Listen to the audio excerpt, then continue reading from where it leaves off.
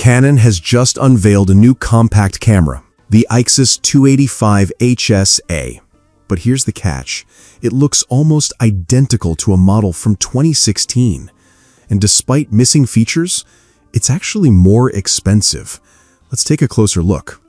On the surface, the new Ixus 285 HSA, also branded in the US as the PowerShot 360 HSA, packs a familiar formula: a 20.2 megapixel sensor and a 12x optical zoom lens in a slim, pocket-friendly body.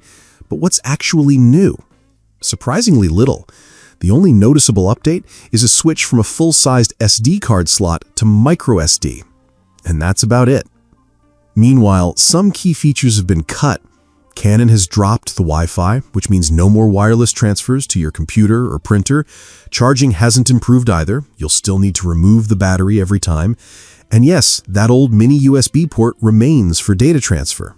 In other words, you're looking at a camera that feels more stripped down than upgraded. Under the hood, things are even less inspiring. The Ixus 285 HSA is powered by Canon's dated Digic 4 Plus processor and a 1.2 by 3-inch CMOS sensor, the same hardware found in the 2016 version. Its lens covers a 25 to 300 millimeter equivalent range, delivering a versatile 12x zoom, but with a modest aperture of f3.6 to f7.0, low light performance will be limited. Don't expect it to outperform today's mid-range smartphones. Compact zoom cameras still have a place in 2025, especially for travelers who want reach that smartphones can't match.